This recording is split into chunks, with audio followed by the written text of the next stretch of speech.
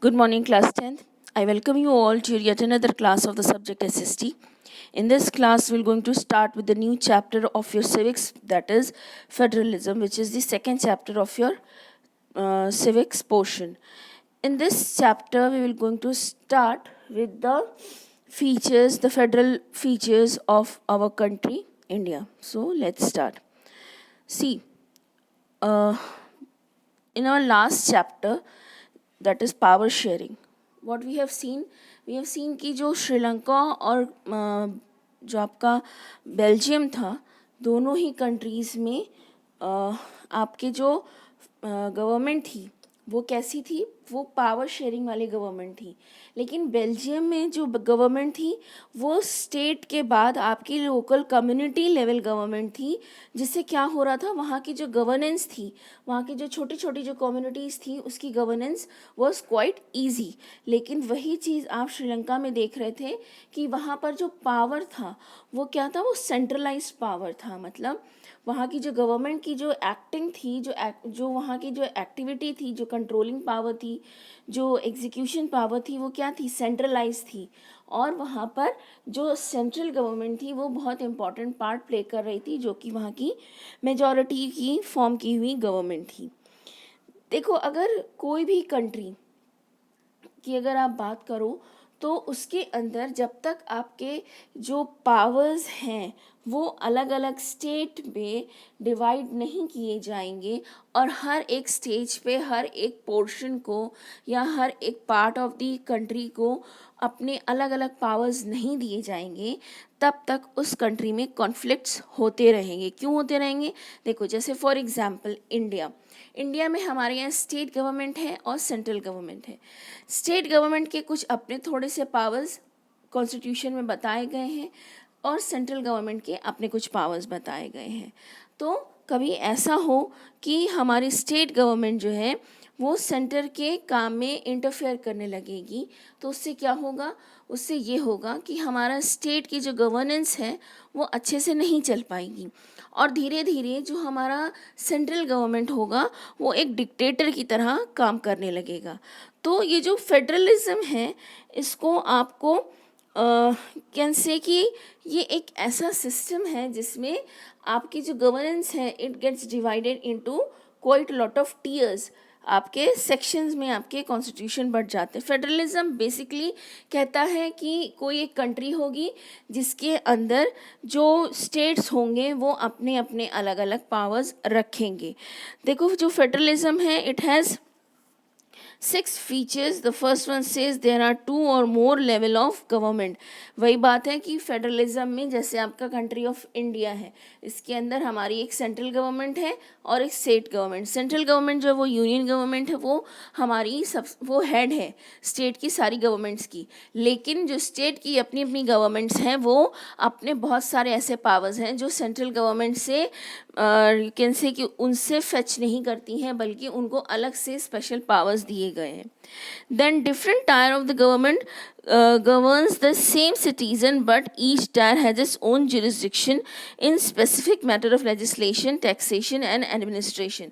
इसमें क्या कह रहा है कि देखो, एक ही सिटीज़न है, हम हैं सिटीज़न ऑफ इंडिया, हमारे ऊपर सेंटर की भी गवर्नमेंट का एक्शन होता है, कंट्रोल होता है, और स्टेट की भी गवर्नमेंट का कंट्रोल होता है. लेकिन हमारे कुछ जो पावर्स हैं या जो कुछ एक्टिविटीज़ हैं उन पे सेंटर अपना आई रखता है, उनको सेंटर कंट्रोल करता है, और कुछ एक्टिविटीज़ हमारी जो होती है उसको हमारा स्टेट कंट्रोल करता है. सो यहाँ पर जो एक ही सिटीज़न पे अलग अलग टायर ऑफ गवर्नमेंट एक्ट कर सकती है. Then third is jurisdiction of the respective level of or tiers of government are specific in constitution, so the existence of authority of each tier of government is constitutionally guaranteed. इसका क्या मतलब है कि जो constitution में हर एक जो tyre of the government है उसका स्पेसिफिक जो पावर है वो कहाँ से मिल रहा है, उनको कॉन्स्टिट्यूशन की तरफ से मिल रहा है, और कॉन्स्टिट्यूशन उनकी उस पावर की गारंटी लेता है. Then fourth one is the fundamental provision of the constitution cannot be unilaterally changed by one level of the government. Such changes require the consent of both the level of the government. मतलब अगर आपको किसी भी तरह का change करना है आपके कॉन्स्टिट्यूशन में कि हमें किसी स्टेट के पावर को चेंज करना है, तो ऐसा नहीं हो सकता कि सिर्फ और सिर्फ आपकी central government will going to be the one who will going to have the power to change the things in this state government. No, rather state government खुद भी इस चीज़ के लिए रिस्पॉन्सिबल है, खुद ही इस चीज़ के लिए रिस्पॉन्सिबल है कि उसके कौन कौन से पावर्स में चेंजेस किए जाएंगे. देन उसके बाद court have the power to interrupt the constitution and the power of the different level of government. The highest court act as an umpire if dispute arises between different level of the government in the exercise of their respective powers.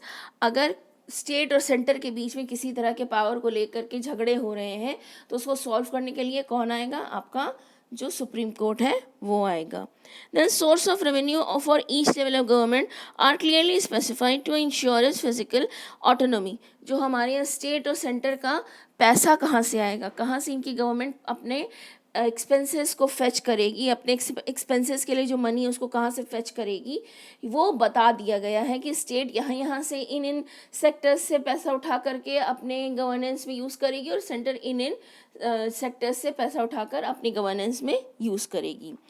Then the federal system thus has dual objective to safeguard and promote unity of the country while at the same time accommodate regional diversity. यानी कि जो हमारा federalism है वो कैसा system है? वो एक ऐसा सिस्टम है जो यूनिटी देता है हमारे कंट्री को और सेम टाइम पर आपकी कंट्री को वो स्पेशल आइडेंटिटी भी देता है. देखो इंडिया जो है वो बहुत यूनिक फेडरल सिस्टम है. अगर इंडिया के कॉन्स्टिट्यूशन को आप देखें तो उसमें फेडरल की नहीं बल्कि यूनिटरी की बात की गई है. लेकिन फिर later part of the constitution में ये कहा गया है कि हमारा जो इंडिया है वो क्या होगा? वो एक ऐसा कंट्री होगा जिसमें स्टेट्स अपने अलग अलग पावर्स तो रखेंगे लेकिन उनको कंट्रोल कौन करेगा? आपका सेंटर करेगा. लेकिन अगर आप यही चीज़ आप अमेरिका के एग्जाम्पल लोगे तो उसके अंदर क्या है?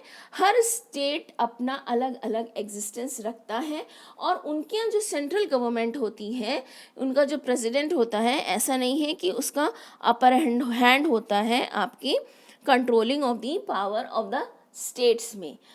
इस तरह से हमारे यहाँ हम दो डिफरेंट फीचर्स या हम दो डिफरेंट टाइप्स ऑफ फेडरलिज्म देख सकते हैं. एक है इंडिया जहाँ पर central government is the most powerful government, लेकिन स्टेट के अपने अपने एग्जिस्टिंग पावर्स भी हैं. बट जो ओवर पावरिंग जो एंटिटी है वो कौन है? स्टेट गवर्नमेंट है.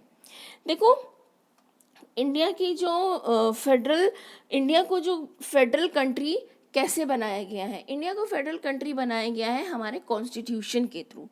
देखो कॉन्स्टिट्यूशन ने 3 लिस्ट अपने यहाँ मेंशन की है. लिस्ट बेसिकली आप कह सकते हो कि ये वो पार्ट ऑफ द कॉन्स्टिट्यूशन है जिसमें हमें स्टेट और सेंटर के पावर्स के बारे में पता लगता है. तो स्टेट से हमारा जो कॉन्स्टिट्यूशन है वो हमें 3 लिस्ट प्रोवाइड करता है.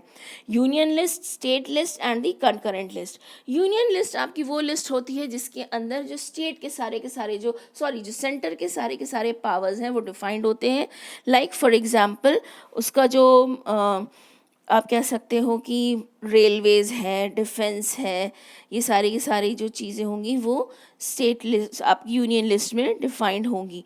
ये ऐसा कह सकते हो कि सेंट्रल गवर्नमेंट की ये वो पावर्स हैं जिन पे स्टेट कोई भी एक्शंस नहीं ले सकता है. देन स्टेट लेवल के जो एक्टिविटी होगी उसके अंदर स्टेट लिस्ट के में सारे के सारे स्टेट लेवल की जो पावर्स हैं वो दिए हुए हैं. जैसे आपकी जो टैक्सेशन है स्टेट लेवल का, फिर उसके बाद आपका कैसे गवर्नमेंट जो है वहाँ पर trade policies, commerce, agriculture, irrigation, ये जो स्टेट की ये सारे यू कैन से एजेंडाज है जिस पे स्टेट अपने पावर्स को एक्सरसाइज करता है. देन उसके बाद आता है concurrent list. Concurrent list is basically that list जिसमें स्टेट और सेंटर दोनों मिल करके आपके पावर्स को प्रैक्टिस करते हैं. और यहाँ पर आपकी जैसे कि फॉर एग्जांपल एजुकेशन है, फॉरेस्ट है, देन ट्रेड यूनियन है, मैरिज है, अडॉप्शन है, सक्सेशन है, इन सारी चीज़ों पर आपके स्टेट और सेंटर दोनों मिलकर के काम करते हैं। देखो बहुत सारे ऐसे भी पावर्स हैं, ऐसे भी एक्टिविटीज़ हैं जो हमारे कॉन्स्टिट्यूशन के बनने के बाद एग्जिस्टेंस में आई। तो उसके अंदर क्या हुआ, जैसे फॉर एग्जांपल कंप्यूटर्स या टेक्नोलॉजी की, अब टेक्नोलॉजी से रिलेटेड जो भी होगा प्रॉब्लम उसको कौन देखेगा, क्योंकि ये सारी चीज़ें तो हमारे कॉन्स्टिट्यूशन के बाद आई हैं। इंडिया कॉन्स्टिट्यूशन बनने के बाद टेक्नोलॉजिकली इतना एडवांस्ड हुआ है।